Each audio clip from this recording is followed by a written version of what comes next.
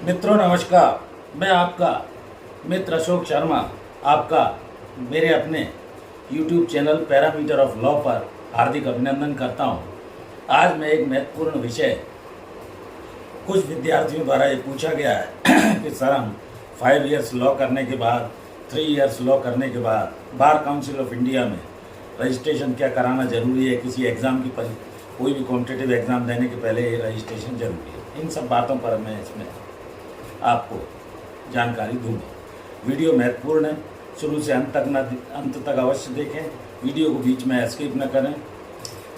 मित्रों, आप जानते हैं कि 12th के बाद 5 इयर्स नेशनल लॉ कॉलेजेस के एग्ज़ाम क्लैट वगैरह होता है। इसके अलावा कोई भी ग्रेजुएशन, चाहे वो BA, BCom, BSc करने के बाद 5 इयर्स का तो 12th के बाद हो गया, और 3 इयर्स का आफ्टर कंप्लीशन ग्रेजुएशन 3 साल की LLB परीक्षा होती है। जैसे ही ये आप परीक्षा 3 साल या 5 साल की पास कर लेते हैं तो आप, मेरा ये सुझाव है कि कोर्ट की प्रैक्टिस स्टार्ट करने के पहले आप bar council of India, all India bar examination होता है, ये होता रहता है, और समय समय पर ऑल इंडिया बार एग्जामिनेशन की परीक्षाएं bar council of India conduct कराता है। इसे क्लियर कर रहे हैं। इससे क्या फ़ायदे होंगे वो भी इस वीडियो में मैं आपको अवश्य बताऊंगा।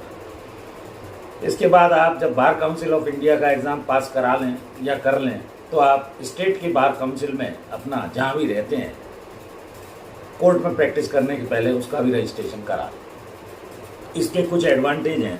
Benefits of bar council registration के वो ये हैं कि सभी लॉ स्टूडेंट, चाहे वो 5 इयर्स लॉ किए हों या 3 इयर्स लॉ पास किए हों, उनका रजिस्ट्रेशन हो जाने से वो लॉयर के बाद एक एडवोकेट के रूप में एनरोल्ड हो जाते हैं। लॉयर LLB पास जो व्यक्ति होता है वो लॉयर कहलाता है, और जब वो बार काउंसिल से एनरोल्ड हो जाता है तो वो एडवोकेट बन जाता है। मैंने अलग से इस चैनल पर कुछ वीडियो इस बारे में डाले हुए हैं। एज एन एडवोकेट आप बार काउंसिल ऑफ इंडिया से रजिस्ट्रेशन कराने के बाद संबंधित स्टेट बार काउंसिल से भी रजिस्ट्रेशन अवश्य ले लें, जिससे आपको एज एन एडवोकेट काम करने की फीलिंग होगी, और इसके लॉयर की जगह आप एडवोकेट हो जाओगे।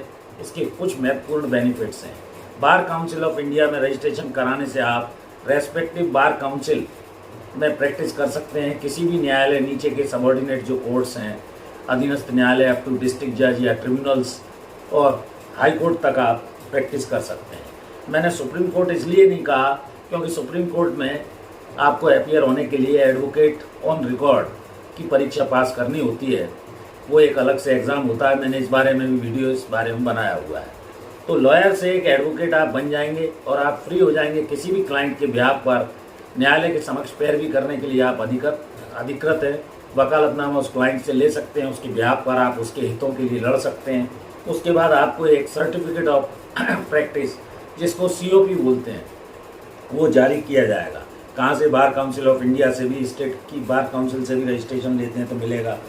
और ये एक इम्पॉर्टेंट डॉक्यूमेंट आपको मिल जाएगा जिसमें आप लोअर कोर्ट के साथ साथ हाई कोर्ट तक, ट्रिब्यूनल्स में, कहीं भी देश में पैरवी कर सकते हैं। जैसा मैंने बताया, सुप्रीम कोर्ट में वो AOR एडवोकेट्स ऑन रिकॉर्ड की परीक्षा पास करनी होती है।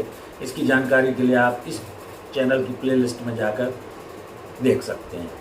इसके अलावा जुडिशरी के आप जो भी एग्ज़ाम देते हैं, अगर आपके पास बार काउंसिल का एनरोलमेंट है तो उसका वेटेज भी मिलता है। कई जगह ये मैंडेटरी है परीक्षा पास करना, कई जगह नहीं है।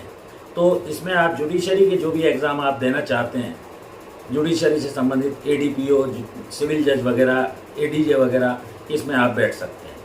ADJ के लिए 7 इयर्स एक्सपीरियंस कम से कम प्रैक्टिसिंग एज एन एडवोकेट होना जरूरी है। एक IBPS बैंक के लॉ ऑफिसर की पोस्ट निकलती रहती है, वो भी आप दे सकते हैं। बार काउंसिल का जो भी एग्ज़ाम है, जैसे जज एंड एडवोकेट जनरल, ये बार काउंसिल की परीक्षा पास करने के बाद आर्मी में, नेवी में और आपके एयरफोर्स वगैरह में, तो ये लीगल सर्विस होती है। गवर्नमेंट के आप काउंसिल बन सकते हैं, कॉरपोरेट के काउंसिल बन सकते हैं, कॉरपोरेट लॉयर बन सकते हैं। मैंने अलग से वीडियो इस बारे में भी डाले हुए हैं। तो नेक्स्ट बेनिफिट है बार काउंसिल का कि आप वेलफेयर, एक स्कीम जो उनकी रहती है उसके आप मेंबर बन जाइए। पर्सनल एक्सीडेंट होता है तो उसका इंश्योरेंस आपको मिलेगा। कोई आप लाइफ इंश्योरेंस आपको मिलेगा। 5 लाख तक का आपका बीमा रहता है। सीरियस कोई डिजीज़ हो गई तो मॉनिटरी बेनिफिट भी इसके आपको मिल सकते हैं।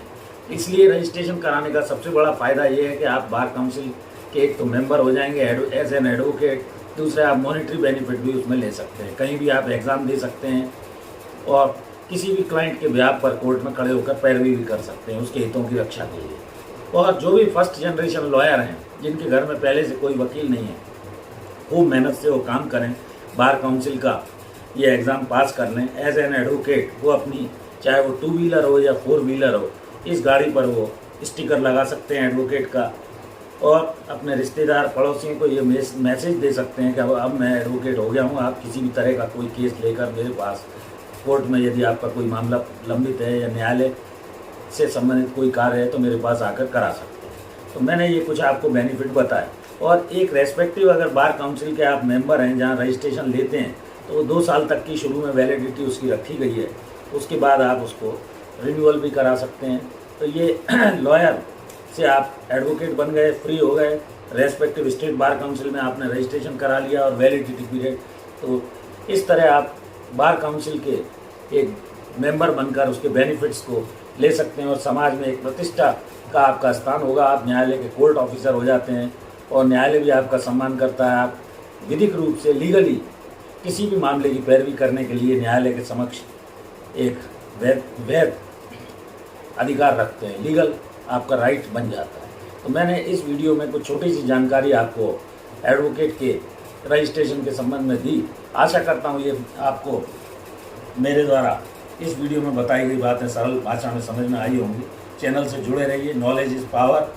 मैं भिन्न भिन्न प्रकार की छोटी छोटी जानकारियाँ इस चैनल पर आपको देता आ रहा हूँ।